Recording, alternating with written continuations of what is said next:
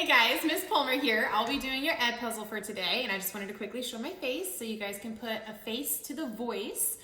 We are going over how to multiply decimals. So you will need your journal, your grid paper, and your pencil. If you have colors, you can absolutely color code.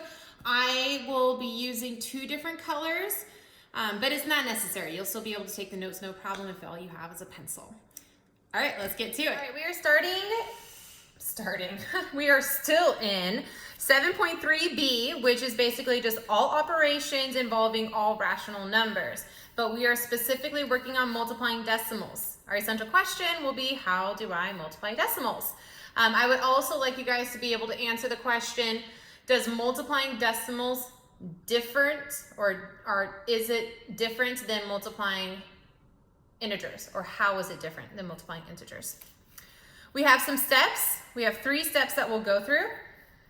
Step number 1, we will write the problem vertically with the longer number on top. Please make sure that you know I said the longer number, not the bigger number. The longer number on top, meaning the one that has more values in it. Step number 2, forget about the decimals entirely and just multiply normally. Finally, step number 3 is count how many digits are to the right of the decimal, and then you'll go that many times in to the product. Please keep in mind the product is just the answer to a multiplication problem, which is what we're doing. So here are our examples we will be going through. We're going to go through 2 naked problems, meaning just regular numeric problems, and then we're going to go through 1 word problem. Number 1. We have 5 times 6.02. So my first step is to write the problem vertically with the longer number on top. Now 5 only has 1 digit in it. 6.02 has 3 digits. So that's my longer number. And I'm going to write that on top. So I'm going to rewrite this as 6.02 times 5. Now, if you have problems with aligning your numbers and you're just not really that great at it, that's where the grid paper comes in to play. And I'm actually going to finish working this out on the grid paper so we can see it that way. I have 6.02 times 5. My numbers are aligned, my decimals are not, because I don't care. Going into the second step, I'm going to forget about this decimal altogether. I'm just going to multiply normally as if this was 602 times 5. So let's get to it. 2 times 5 is 10, carrying the 1.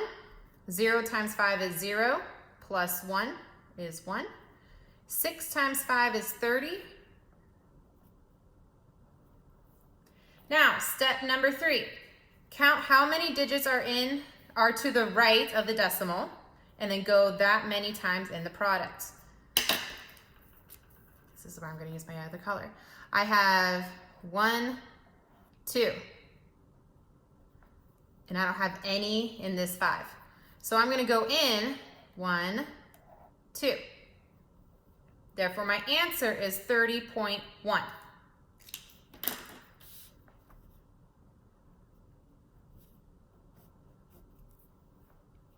Okay, we're going to try again with number 2.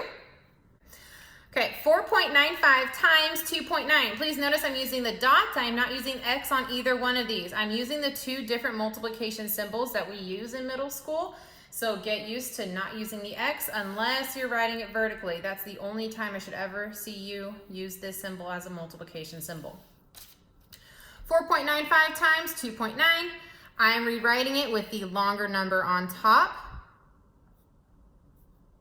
I am not aligning my decimals. I am aligning my numbers, my values. We can use a grid paper to help us. If you don't need to use a grid paper, then you don't have to. But it is good practice, so that's what I'm going to use. So step number 2, forget about the decimals entirely and just multiply regularly. I'm going to multiply this as if it's 495 times 29. So 5 times 9 is 45, carry the 4. 9 times 9 is 81, plus 4 is 85, carry the 8.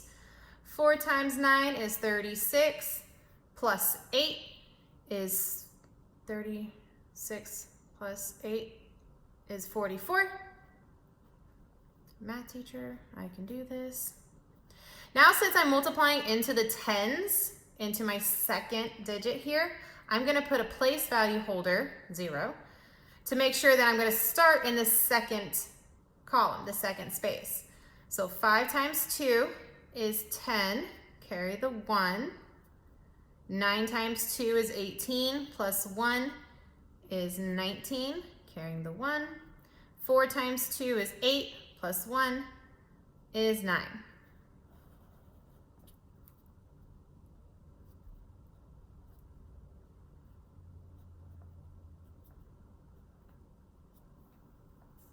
Okay, step number 3. Count how many digits are to the right of the decimal, go in that many times in the product. So I have 1, 2, and in here I have 1. So I have a total of 3 digits to the right of my decimal. So I'm going to go in 3 times into the product. So my answer here is 14.355, or 14 and 355 thousandths, 355 ten thousandths, 100 thousandths. So 14.355. Okay, let's go on to our word problem. Always remembering to cube our word problem. So first step is I'm going to read the entire word problem. The local lake was losing 18.6 gallons per hour due to the extreme heat. After 3.5 hours, how much water did the lake lose? Going back and cubing it, I'm going to circle my numbers. I'm going to use brown for this. I see 18.6 and I see 3.5. I'm going to underline my question. How much water did the lake lose? Going to box my keywords. I see the word per. That's a keyword.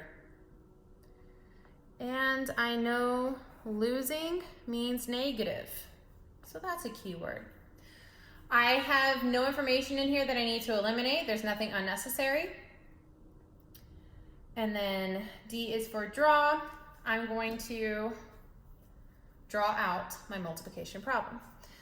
So I know that this 18.6 is per hour. Now we discussed that per means multiplying by 1. However, for me to figure out how many gallons it lost over 3.5 hours, I'm going to multiply 18.6 times 3.5. So I'm going to write the longer number on top.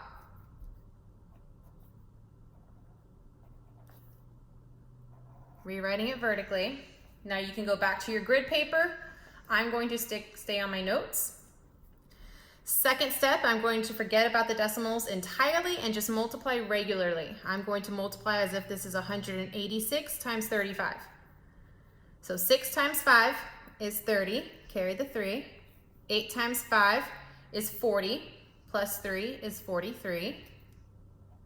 1 times 5 is 5, plus 4 is 9. Again, since I'm now multiplying into the second number, I'm going to make sure I have a placeholder here. So I'm going to start in the second spot. 6 times 3 is 18, carry the 1. 8 times 3 is 24, plus 1 is 25, carry the 2. 1 times 3 is 3, plus 2 is 5. Add them up. 3 plus 8 is 11, carry the 1, that's 15, carry the 1, that's 6. Now I'm going to see how many digits are to the right of my decimal. There's 1, and there's 1, which means I'm going into my product a total of 2 times to place my decimal. So the lake lost 65.1 gallons. Now we do always like to label our numbers, we like to make sure we know that what they're representing. The negative means I'm losing that. 65.1 is the amount that I'm losing, and I'm losing gallons.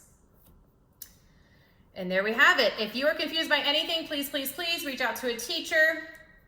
Always ask if you are lost. Always ask for help if you do not understand. It is literally our job, guys. One last thing. Here are the two problems that we did on the grid paper transferred over to our notes, because you always want to make sure that's with it. Or you can just put this grid paper in with your notes.